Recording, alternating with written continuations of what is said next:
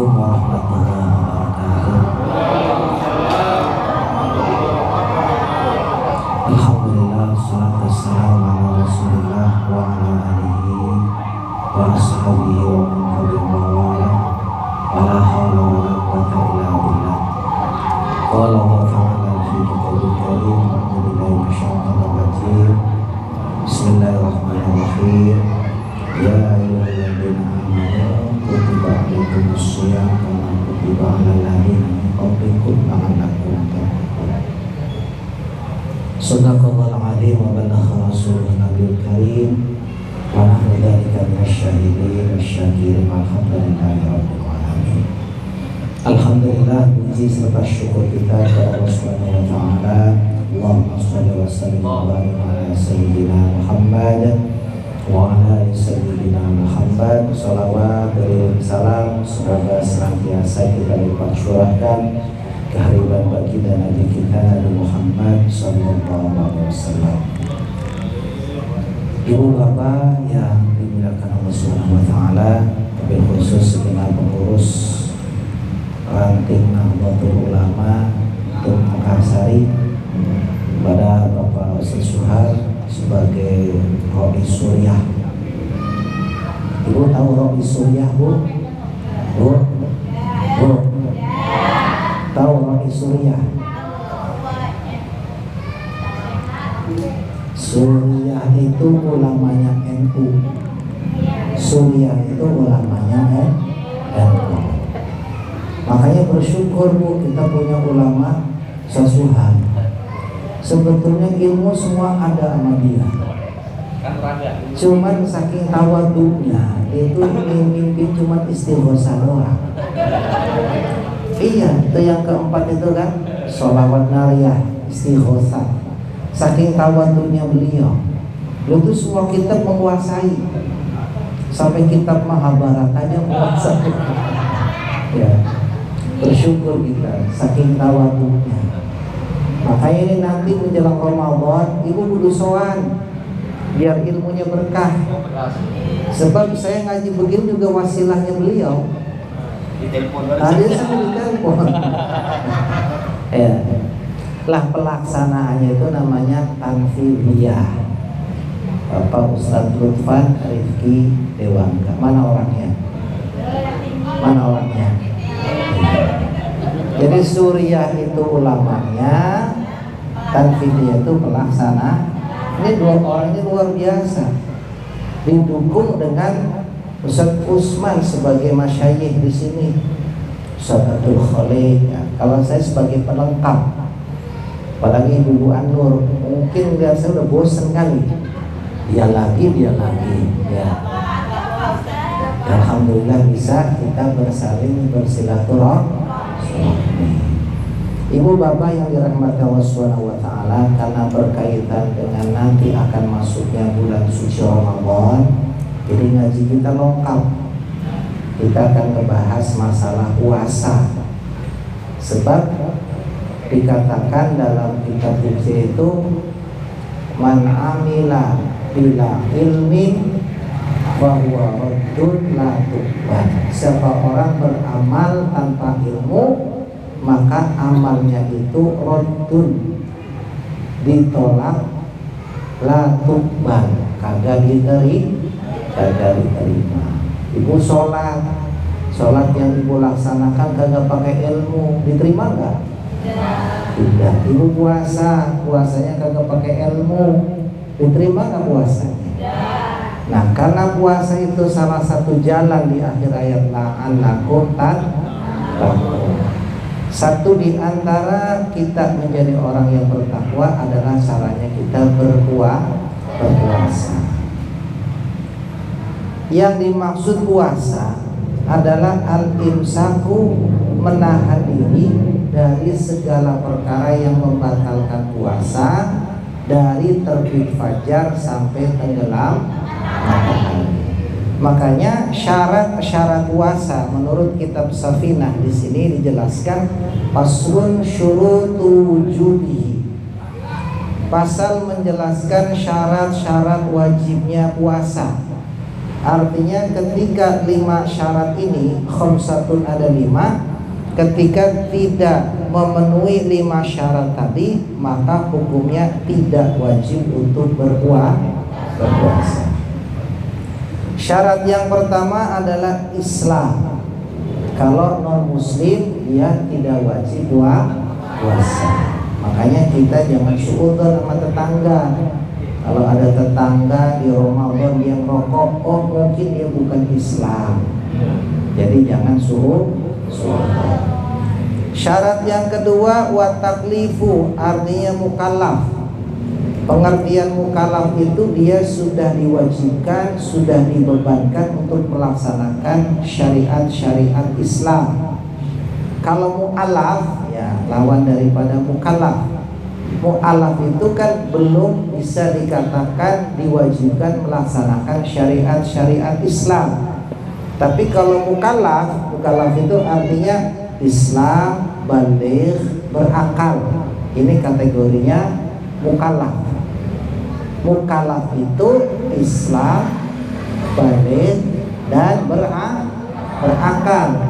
Islam kalau dia belum baligh, belum wajib. Anak-anak yang belum baligh itu dia tidak wajib untuk berpuasa. Tidak wajib bukan berarti tidak boleh untuk berpuasa. Artinya ketika dia tidak puasa, dia tidak dihukumi dosa karena belum wajib. Sudah balik tetapi tidak berakal. Tidak berakal itu bisa dengan sebab gila, bisa dengan sebab ayan, maka dia pun tidak diwajibkan untuk puasa. Jadi syarat wajib yang kedua setelah Islam adalah mukallaf. Mukallaf itu apa Bu tadi? Islam, baligh, dan berakal. Yang ketiga wa itaqatun, artinya dia mampu untuk berpuasa. Bagi orang yang tidak mampu, contoh misalkan mereka yang kerjanya kerja berat sebagai tukang, dia harus gali lubang, bukan gali lubang tutup lubang, bukan ya, atau dia harus menerin yang posisinya di atas, dimana menuntut stamina yang prima. Lah kalau dia puasa kan letoy, ya Bu, kena letoy, loyo, ngampleh. Iya, karena tadi sebab puasa, maka orang yang seperti ini tidak wajib untuk berpuasa, tetapi dia diwajibkan setelah bulan berikutnya atau ketika ada kesempatan untuk berpuasa. Tuh, yang ketiga, dia mampu. Termasuk orang yang lanjut usia, orang yang sebab dia umur sudah lansia, kemudian dia tidak mampu untuk berpuasa, maka dia juga tidak wajib untuk berpuasa. Tapi sekalipun lansia, kalau misalkan dia sanggup, ya wajib dia, karena dia mampu. Nah, kalau nggak mampu, maka dia tidak wajib. Adapun nanti ketentuannya beda-beda. Termasuk orang yang sakit. Sakit di sini sakit yang menyebabkan tidak mampu untuk berpuasa. Lah kalau sakitnya korengan, sakit panu, sakit kadas, bisul, itu malah nyambung.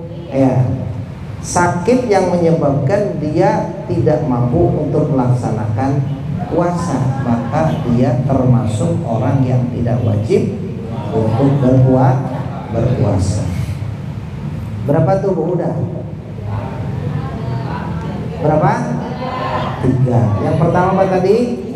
Islam. Yang kedua mukallaf. Yang ketiga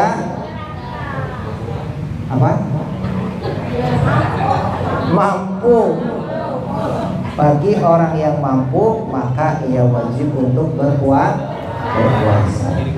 Yang keempat sehat, wasihatun dan sehat. Bagi orang yang sakit, wa ingkana maridon, orang yang sakit dia tidak wajib untuk berpuasa. Dan yang kelima adalah iqomah, artinya dia menetap. Bagi orang yang sedang dalam perjalanan atau dengan kata lain musafir, dia tidak diwajibkan untuk berpuasa, tetapi dia wajib untuk menggantinya fa'iddatun min ayyamin ukhra. Itu yang namanya syarat wajib puasa. Ada berapa tadi? 5. Alhamdulillah. Kemudian rukun-rukun puasa. Secara garis besar rukun puasa itu ada 2. Yang pertama niat, yang kedua menahan diri dari perkara yang membatalkan puasa. Tadi dikatakan bahwa yang namanya puasa itu dimulai dari terbit fajar, min tulu'il fajr. Dalam fikih fajar itu ada 2. Ada yang namanya fajar kadhib, ada yang namanya fajar siddiq. Fajar kadhib itu biasanya di bulan Ramadan ditandai dengan kumandang suara tarhib. Suara apa Pak? Tarhib. Jangan kebalik ya. Tarhib bukan tahrim. Tarhib. Tarhib itu artinya mengharapkan rahmat. Ya arhamar rahimin, irhamna ya arhamar rahimin, irhamna ya arhamar rahimin, irhamna.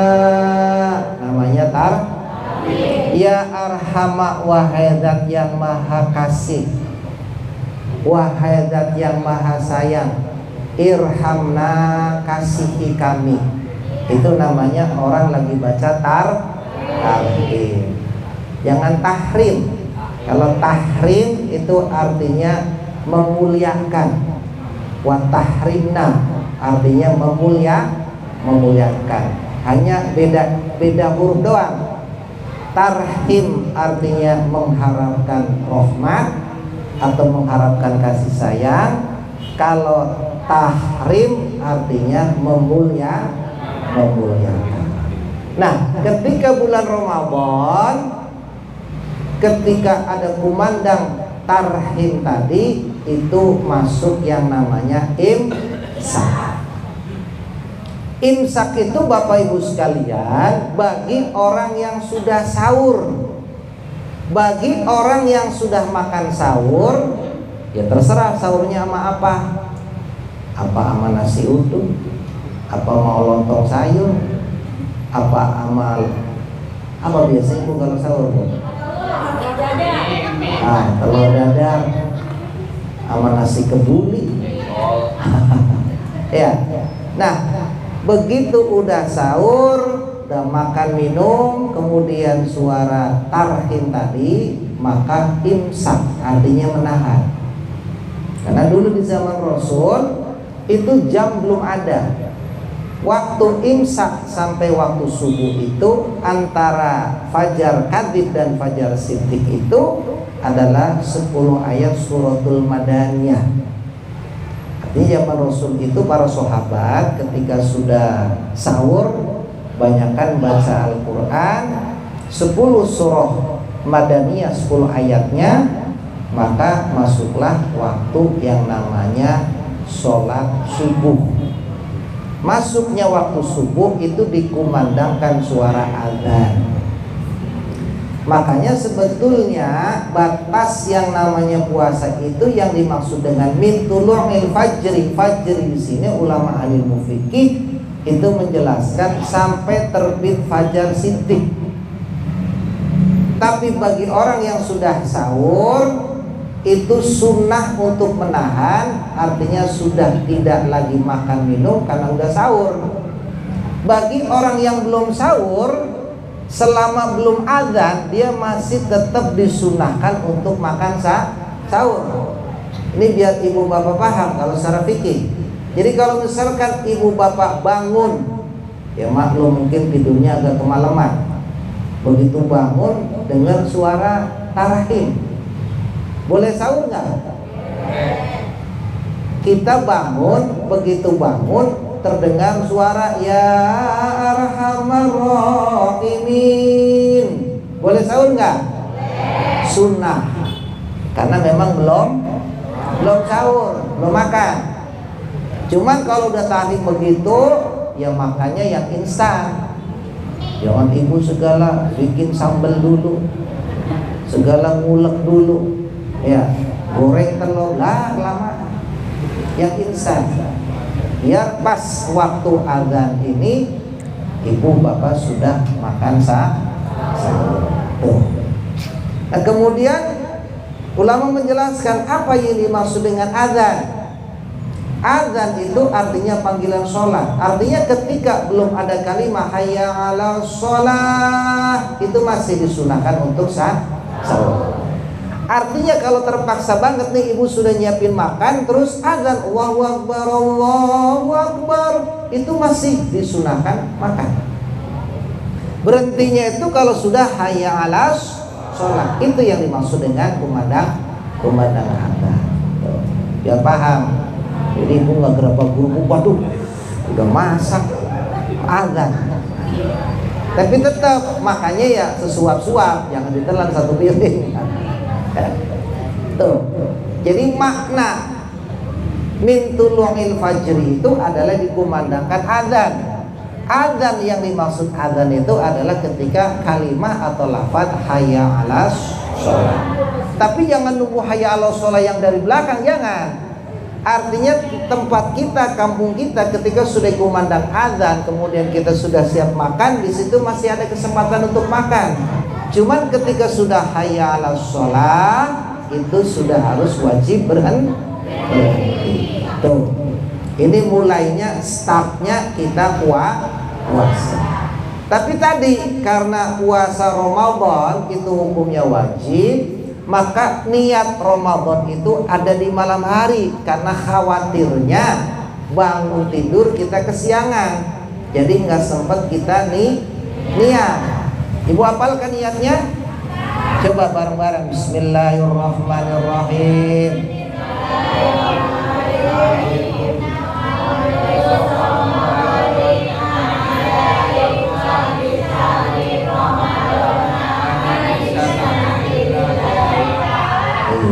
Kalau bisa Ramadannya sukun aja, Ramadan ya, jangan Ramadana, Ramadan ya. Nawaitu shoma ghadi an adai fardhi syahri Ramadan fardhon lillahi ta'ala. Allah, jangan yang pakai Allahu Akbar ya. Itu namanya lafadznya niat. Kalau niat, an-niyatu fil qalbi. Wa amma mahallun niat, adapun tempatnya niat itu ada di dalam hati. Karena melafadzkan niat itu hukumnya sunnah, maka baiknya untuk mendapatkan sunnah kita melafadzkan. Biasanya dibaca bareng-bareng setelah sholat tarawih. Makanya nih jamaah Al-Wahyu khususnya, kalau belum niat bareng-bareng jangan bubar dulu ya. Insya Allah. Saya berapa kali tarawih di sini, habis witir lah orang ada orangnya ya, katanya mau mindo, padahal itu yang namanya buka es aja ada 5 macam. Ada es teh, es campur, es cendol, es cincau, mana es apa lagi. Tarawih belum kelar doa udah duluan ya. Kalau bisa Ramadan besok harus lebih baik dari Ramadan tahun lalu, insya Allah. Karena fadilah Ramadan itu sangat-sangat banyak ya. Satu di antaranya tadi sholat tarawih. Kalau belum sempurna kita doa, belum sempurna bareng-bareng niat, ada baiknya kita tahan dulu. Nggak lama, paling 15 menit. Buru-buru mau kemana sih? Ya, awas yang ngomong iya nanti besok. Ya, tuh. Niat lalu menahan diri dari perkara yang membatalkan puasa. Nah, batal puasa itu pertama dengan sebab memasukkan sesuatu dari salah satu 5 lubang: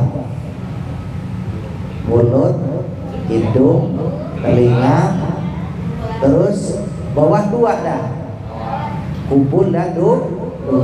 Kubul jalan depan, dubur jalan belakang.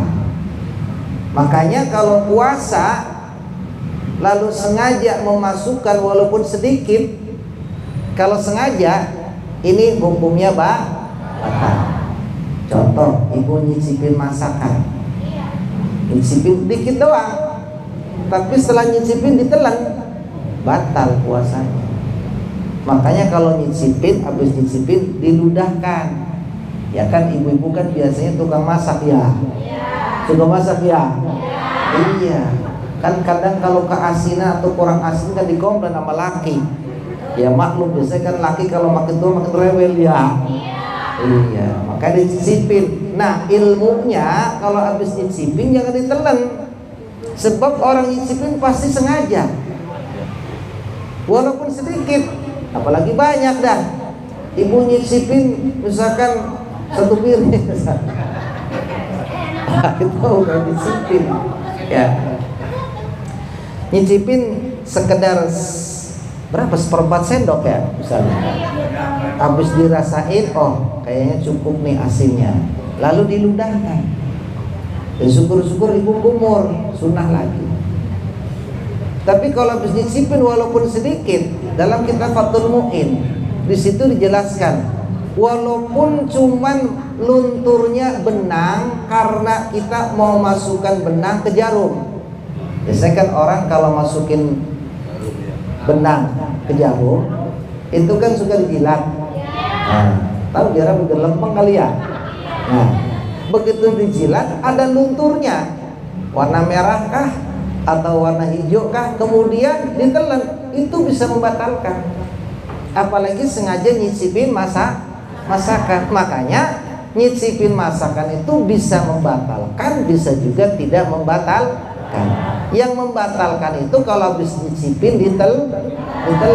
Besok lagi kalau nyicipin jangan ditelan. Kalau ditelan namanya bukan nyicipin.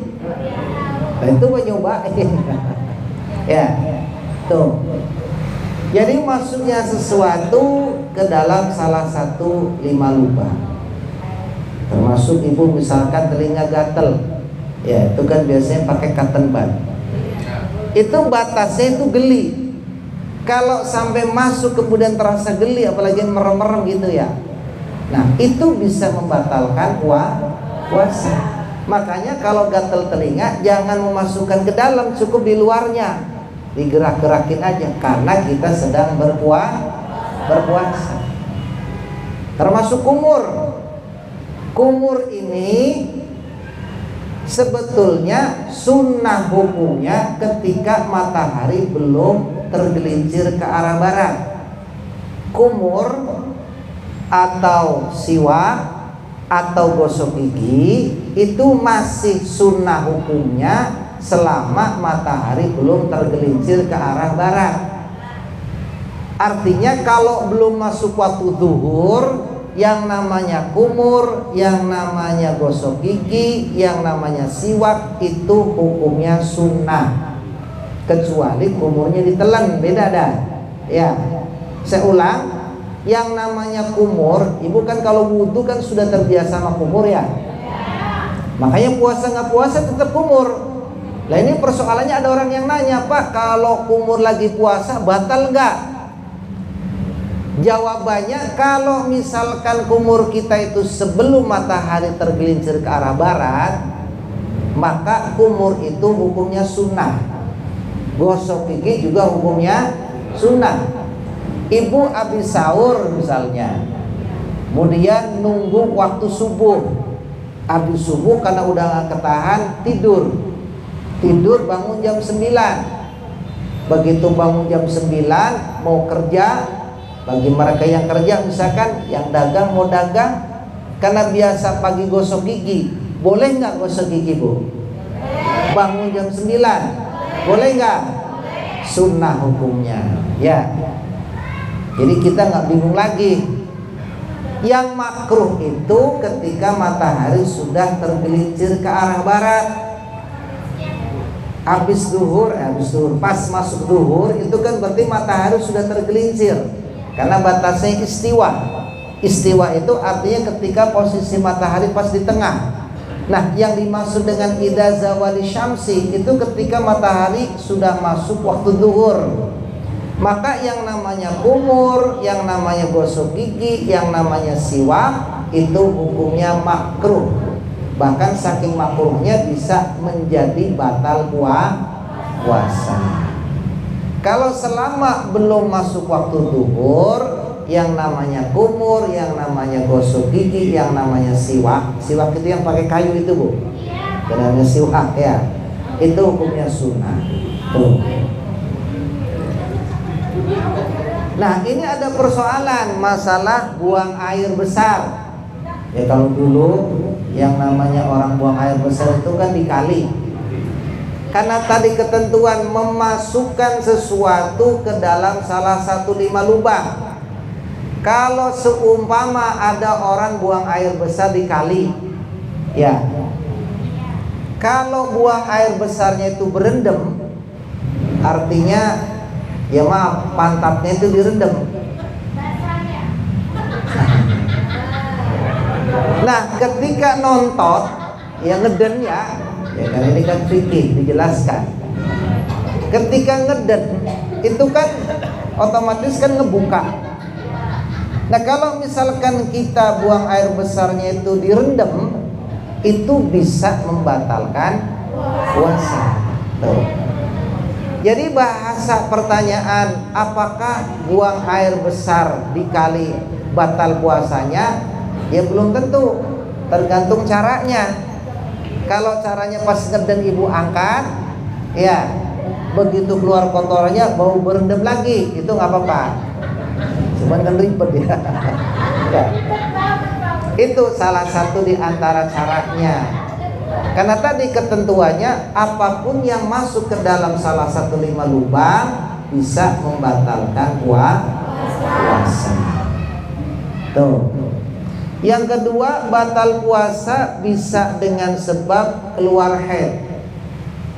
Bagi perempuan lagi puasa terus datang bulan, maka dengan sendirinya puasanya batal. Haid, nifas, wiladah, ya. Walaupun dikit lagi, misalkan 5 menit lagi kita mau buka puasa, tamunya datang, tetap puasanya batal. Tuh, haid, nifas, kemudian wiladah itu juga bisa membatalkan puasa. Kalau ngupil, ya kan tadi ketentuannya kan memasukkan salah satu dari 5 lubang, termasuk tadi garuk-garuk telinga, ngupil, ya. Batas yang namanya ngupil yang bisa membatalkan itu tadi sampai terasa geli. Ya, kalau cuma kelihatan ngupilnya doang dikorek-korek dari luar, itu tidak jadi batal puasa. Kalau misalkan jarinya sampai masuk gitu, apalagi sampai merem-merem gitu ya, itu bisa membatalkan puasa. Ya. Kemudian yang keempat, batal puasa juga bisa dengan sebab zawalul akli. Zawalul akli itu hilang akal. Hilang akal baik itu disengaja atau tidak disengaja tetap batal puasa. Yang disengaja misalkan sengaja menghirup aroma-aroma tertentu. Ibu lagi puasa karena pilek terus menghirup aroma tertentu, kemudian tiba-tiba kliang lah, lihat orang palanya 2. Ya. Itu berarti zawalul akli. Atau misalkan orang yang mughma alaih, bahasa fikihnya itu mughma alaih, bahasa kitanya epilepsi, bahasa Ustaz Suhal itu ayan. Ya, lagi puasa tiba-tiba kelepek-kelepek, kejang-kejang keluar duitnya dari mulutnya. Nah itu puasanya batal walaupun tidak sengaja. 10 menit kemudian sadar dia, tetap puasanya sudah batal. Dan yang terakhir adalah murtad ar-riddah. Na'udzubillah min dzalik. Murtad itu ada 3. Ada murtad qalbi. Qalbi itu misalkan ya na'udzubillah, ibu lagi doa kok terlintas dalam hati kita, ya Allah, perasaan doa lama banget kagak dikabul-kabul. Ini Allah ada apa enggak? Itu hukumnya kalau ibu terbersit pikiran begitu lagi puasa, puasanya batal. Kalau Islamnya bisa mengulang syahadat, tapi kalau sudah ada terlintas seperti itu hukum puasanya hukumnya murtad. Murtad itu hukumnya batal. Yang kedua murtad qauliyah, ucapan, menghalalkan yang haram atau sebaliknya mengharamkan yang halal. Ibu ngomong misalkan ini air putih, ini bagi saya itu haram. Nah itu berarti hukumnya mengharamkan yang halal, hukumnya kalau itu diucapkan pada saat kita puasa, puasanya batal. Dan yang ketiga murtad fi'liyah, ikut-ikutan ke gereja, ikut kebaktian sementara dalam keadaan puasa, artinya meyakini bahwa yang dilakukan orang-orang itu adalah benar, itu juga hukumnya murtad. Nah, untuk bilamin dan sampai di sini ada pertanyaan? Sudah? Iya, silakan. Iya.